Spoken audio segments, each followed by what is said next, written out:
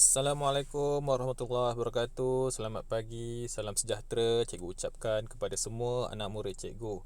Okey, selamat kembali ke sekolah bagi sesi 2021.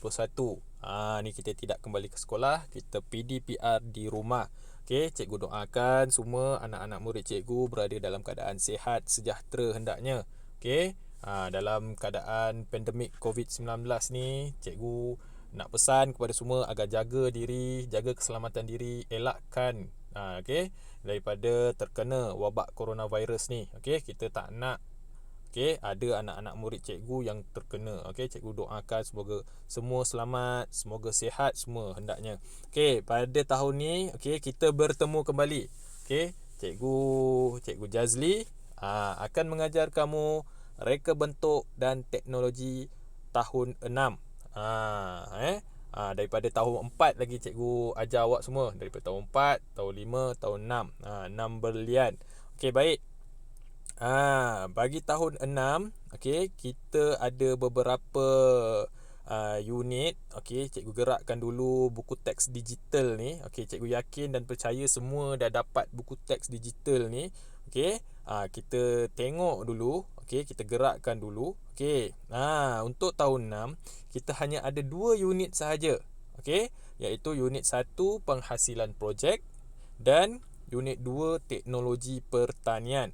Walaupun ada 2 unit saja, tapi ada banyak tajuk. Ada banyak tajuk. Bagi penghasilan projek ni, disebabkan kita PDPR di rumah, nanti cikgu adjust macam mana. Sebab kalau projek ni kita kena buat di bengkel. Tapi sebabkan PDPR, nanti kita tengok, kita adjust macam mana. Dan teknologi pertanian.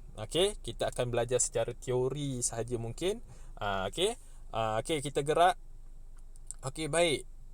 Pada tajuk yang pertama hari ini, cikgu akan menerangkan mengenai penghasilan projek. Sekarang kita buka muka surat 10, buku teks muka surat 10. Gambar di bawah menunjukkan situasi di sebuah kompleks beli belah. Terdapat beberapa mesin sedang digunakan seperti eskalator. Mana eskalator? Siapa tahu mana eskalator? Takkanlah semua tak tahu eskalator kat mana kan? Ni eskalator dekat sini cikgu tunjuk. Ni eskalator. Sebelum ni semua cakap tangga bergerak, tangga bergerak. Ini ialah eskalator. Siapa yang pernah pergi shopping kompleks, mesti dah biasa naik eskalator. Yang kedua ialah lift. Ni lift. Lift. Semua cikgu yakin dan percaya semua dah pernah naik lift, dah pernah naik eskalator. Dan yang ketiga yang dicakap kat sini ialah mesin pengilap. Mesin pengilap. Lepas tu dia tanya, bagaimanakah ketiga-tiga mesin ini berfungsi? Awak terfikir tak macam mana tiga-tiga mesin berfungsi? Semestinya ketiga-tiga mesin ni mesti menggunakan tenaga elektrik untuk berfungsi. Agak-agak kalau tak ada tenaga elektrik, boleh tak berfungsi? Tak boleh. Tak boleh berfungsi. Yang membolehkan mereka ni, alatan ini berfungsi ialah komponen-komponen dalamannya. Kalau tak ada komponen, mesin-mesin atau alatan-alatan ini tidak boleh berfungsi. Cikgu gerakkan. Seterusnya. Pada tahun ini kamu akan mereka bentuk projek yang menggunakan bahan logam dan bahan bukan logam. Ini pun cikgu dah terangkan. Bahan logam dan bahan bukan logam. Apa beza bahan logam dan bahan bukan logam? Tahun lepas cikgu dah terangkan. Bahan logam ni bahan yang boleh mengalirkan arus elektrik. Bahan bukan logam ni bahan yang tidak boleh mengalirkan arus elektrik. Ni ada bagi contoh. Dia bagi contoh beberapa bahan bukan logam yang akan kamu gunakan. Yang pertama ialah polyvinyl klorida ataupun PVC. PVC ialah sejenis bahan plastik yang ringan, keras, kukuh dan mudah dilentur, kuat dan tahan lama. Benda ni dia ringan dan tahan lama. Tak berkarat. Contoh PVC yang ada di sekitaran kamu ni ialah pipe PVC. Cikgu yakin kat rumah masing-masing mesti pernah tengok pipe PVC yang warna kelabu tu. Okey, seterusnya ialah pintu PVC. Pintu PVC ni biasanya digunakan pada bilik air. Siapa dekat rumah ada pintu PVC plastik tu boleh tengok. Itu ialah daripada PVC, iaitu polyvinyl klorida. Dan terakhir yang ditunjukkan contoh ialah hos mesin basuh. Pergi tengok dekat mesin basuh masing-masing, tengok ada tak hos. Hos tu pun daripada PVC. Sebab apa dibuat PVC? Okey, PVC ni bahan penebat yang baik, legap dan boleh lentur. PVC boleh didapati dalam bentuk rod berongga, kepingan dan sebagainya. Okey, PVC ni pun ada pelbagai warna. Dia ringan, tahan lama dan mudah didapati. Jadi kalau awak mencari satu solusi ataupun nak menggantikan, contohnya awak ada zinc mudah berkarat, jadi kita gantikan dengan PVC. Okey, sebab dia ringan, mudah dilentur dan tahan lama. Okey, seterusnya kita pergi kepada bahan bukan logam yang kedua ialah Perspex. Ni apa pula Perspex ni? Perspex ialah, sekejap cikgu bulatkan. Okey, Perspex ialah sejenis bahan bukan logam dan ringan, keras dan tahan lama. Perspex boleh didapati dalam bentuk kepingan, rod dan tiub pelbagai warna. Perspex digunakan dengan meluas dalam penghasilan produk seperti papan tanda, pembuatan perabot dan plat nombor kenderaan. Plat nombor kenderaan. Boleh tengok dekat kereta ayah masing-masing. Itu dia pakai Perspex plastik.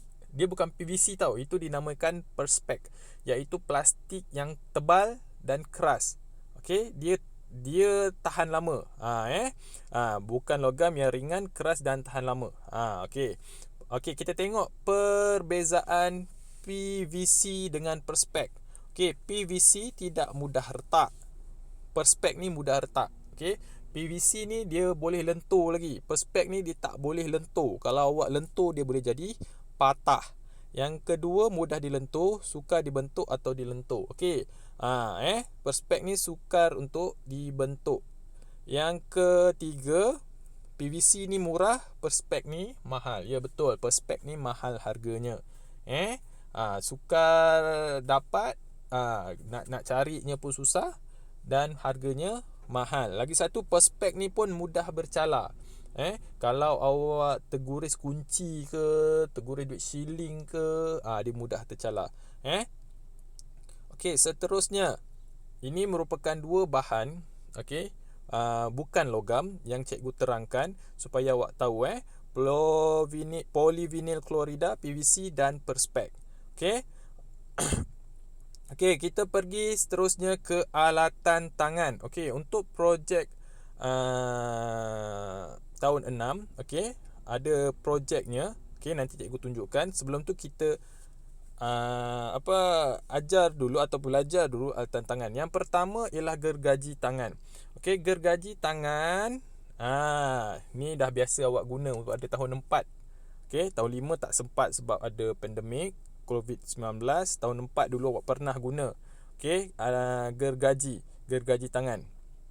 Okey, ni cikgu pun dah tunjuk macam mana cara nak guna gergaji tangan. Okey, alat ini digunakan untuk memotong kayu dan papan yang tebal. Okey, alat ni tak boleh nak guna potong Perspex. Okey, gergaji tangan atau gergaji kayu ni tak boleh digunakan untuk memotong Perspex. Sebab apa? Nanti Perspex tu patah sebab matanya kasar. Okey, seterusnya gergaji yang kedua ialah gergaji lengkung halus. Ni gergaji lengkung halus. Dalam bengkel kita pun ada. Okey, ada gergaji lengkung halus ni. Dia bentuk dia memang macam tu kerana tugas dia adalah untuk memotong bentuk lengkung pada bahan yang nipis. Okey, mata gergajinya perlu dipasang menghala ke pemegang. Dia boleh potong papan plywood, dia boleh potong Perspex. Kalau nak potong Perspex boleh, nak potong PVC pun boleh pakai gergaji lengkung halus. Yang seterusnya ni gergaji kerawang. Gergaji kerawang ni bengkel kita tak ada. Tugas gergaji kerawang ni nak potong bentuk yang lagi abstrak, orang kata lagi cantik. Nak buat kerawang-kerawang, kena pakai gergaji kerawang ni. Okey, gergaji kerawang sini mesin yang menggunakan tenaga elektrik. Dia bukan pakai tangan macam gergaji lengkung halus, tak, dia pakai elektrik. Pada mesin ini terdapat mata gergaji yang halus dan sangat sesuai untuk memotong bahagian yang melengkung dan dengan cepat. Oleh itu banyak produk yang dihasilkan dalam tempoh yang singkat. Dia pakai elektrik. Awak tak perlu nak berusaha memotong menggunakan tangan. Okey, seterusnya ialah pahat. Ni pun awak dah gunakan pahat.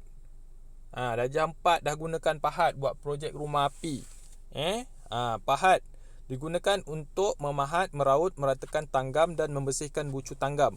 Saiznya ditentukan berdasarkan lebar mata pemotong. Okey, ini pahat. Ini ialah pahat. Siapa tak pernah tengok pahat? Ini ialah pahat. Okey. Seterusnya ialah pisau pemotong perspek. Ni. Siapa pernah tengok pisau pemotong perspek? Pisau pemotong perspek ni, awak tengok dia punya mata dia lain sikit daripada pisau pemotong biasa. Dia ada melengkung sikit mata dia supaya senang untuk awak potong perspek. Okey, perspek ni kita boleh potong menggunakan pisau pemotong perspek ataupun gergaji lengkung halus. Nak mudah guna pisau ni. Tapi kalau nak buat corak, nak buat lengkung, guna gergaji lengkung halus. Okey, pistol pengekot ataupun stapler gun. Siapa pernah tengok stapler gun? Ni pun cikgu biasa bawa. Guru-guru kelas pun biasa bawa stapler gun ni untuk menampal bahan pada papan kenyataan. Okey, alat ini digunakan bersama-sama dengan dawai kokot untuk mencantumkan dua jenis bahan. Okey. Jenis yang nipis dan lembut seperti papan lapis. Ni contoh ditunjukkan. Yang ketujuh ialah pistol perekat panas, hot glue gun. Ini pun dah biasa. Kat rumah masing-masing pun cikgu rasa ada kot ni. Dah biasa tengok kot. Ini pistol ni mencairkan gam. Hot melt glue, rod perekat panas. Di dalam pistol perekat panas terdapat elemen pemanas yang berfungsi untuk mencairkan rod perekat panas. Rod perekat panas yang telah cair digunakan untuk mencantumkan bahan. Okey, rod tu yang dijadikan sebagai gam. Dia keras. Masukkan dalam hot glue gun tu, awak tekan, bila dah panas dia akan cair. Okey, baru boleh lekat. Dia pun sangat panas dan sangat bahaya apabila digunakan. Kalau tak berhati-hati boleh menyebabkan kecederaan. Kena berhati-hati. Okey, seterusnya kita bergerak. Okey, cukuplah setakat tu dulu pada hari ini. Kita bahan pengikat dan pencantum pun boleh. Okey, bolehlah bahan pengikat dan pencantum. Alatan dan bahan pengikat dan pencantum. Ni dawai kokot dan rod perekat panas. Dawai kokot dan rod perekat panas. Ni dawai kokot. Ni dawai kokot. Sekejap Ni dawai kokot. Ataupun orang panggil ubat stapler. Senang. Dawai kokot dalam bahasa Melayunya ialah dawai kokot. Kalau stapler kita panggil pengokot. Dawai kokot ni kita masukkan ke dalam pistol pengokot. Okey, baru dia boleh guna. Okey, seterusnya ialah rod perekat panas. Ni rod perekat panas. Dia ada jual dekat kedai buku ada, dekat kedai-kedai hardware ada. Okey. Dia pun ada saiz yang kecil, ada saiz yang besar. Kena masukkan ke dalam pistol perekat panas supaya dapat dicairkan. Kalau tak ada pistol tu, awak kena cairkan dengan cara membakar dia. Satu kerja pula. Jadi kena rod perekat panas ni mesti ada sekali dengan pistol dia ni. Kalau tak ada tak boleh digunakan. Okey, baik. Tugasan awak pada hari ini. Cikgu nak awak keluarkan satu buku. Macam yang lepas tahun 5 masing-masing dah tahu kan. RBT mesti menggunakan satu buku garis 1. Okey, tulis nama, tulis tajuk RBT. Okey, tahun 6. Okey, tuliskan tarikh hari ini. Okey, tajuk hari ini ialah penghasilan projek. Penghasilan projek. Okey, penghasilan projek. Okey, tugas awak yang pertama ialah cikgu nak awak salin. Okey, salin. Sekejap ya. Okey, cikgu nak awak salin yang ini. Polyvinyl chlorida. Okey, satu semua ni. Okey. Okey. Tak payah lukis, cikgu nak awak salin. Okey, seterusnya yang kedua ialah perspek. Okey. Tak perlu lukis juga, salin.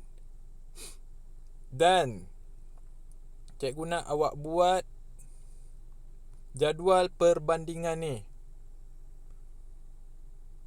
Okey, perbandingan PVC dengan perspek. Cikgu nak awak buat